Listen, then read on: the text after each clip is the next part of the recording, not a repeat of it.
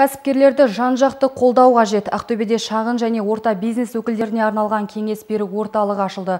Бұл ұлттық кәсіпкерлер палатасы мен Қазақстанның халық банкі арасындағы келісім негізінде мүмкін болып отыр. Бүгін жаңадан жұмыс бастаған кеңес беру орталығының мақсатын кәсіпкерлерге жеткізу үшін жауапты тұлғалар бас қосты. Тақырыпты тілші репортаж. Қол қойылған меморандумға сәйкес осы аптада еліміздің ірі қалаларында 22 кеңес беру орталығы ашылды. Оның ішінде Ақтөбе облыстық кәсіпкерлер палатасы жанынан ашылған орталықтың іске кіріскенін жеткізу мақсатында дөңгелек үстел ұйымдастырылды. Бұл орталықта кәсіпкерлерге мемлекеттік қолдау түрлері, яғни қаржыландыру, жан-жақты қаржыландыру, яғни нақтарға айтатын болсақ, консультациялық қызметтер, оның ішінде сервистік қолдаулар кіреді, бизнес жоспар жасау, кәсіпкерлік субъектілерінің рәсімдеу, құжаттарын рәсімдеу және тағы да басқа қолдаулар. Осы орталық арқылы кәсіпкерлер өздерінің жобаларын толыққанды жүзеге асыруға мүмкіндіктері бар.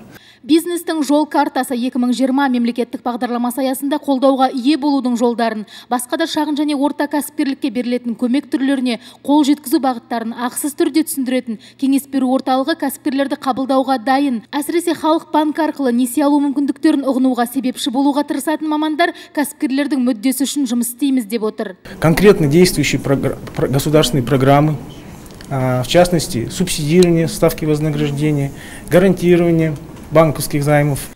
Біз өз тарапымыздан кәсіпкерлерге қаржыландыру көздерін, несие алу мүмкіндіктерін айтып береміз. Оның ішінде кәсібін жаңадан ашуға ынталы адамдар үшін бұл кеңестер таптырмайтын көмек деп ойлаймын. Қаржысын тиімді жұмсап, банк алдында қарыздар болып қалмаудың жолдарын түсіндіреміз. Кәсіпкердің мүмкіндігін ескеріп, несиенің ең оңтайлы түрін ұсынамыз. Кеңес беру орталығында кәсіпкерлер палатасы мен халық банктың мамандары жұмыс істейді. Олар елімізде кәсіпкерлерге көрсетілетін барлық қолдау түрлерінен хабардар етіп отырады. Оның ішінде даму кәсіпкерлікті дамыту қорының арнайы жобаларын жеткізеді. Әйелдер кәсіпкерлігін қаржыландыру жолдарын және моноқалаларды дамытуға берілетін агроөнеркәсіп кешендерін өркендетуге бағытталатын мүмкіндіктерді пайдалану туралы кеңес бермек. Айгүл Баймен, Мирлан Аманжолов, Қазақстан, Ақтөбе.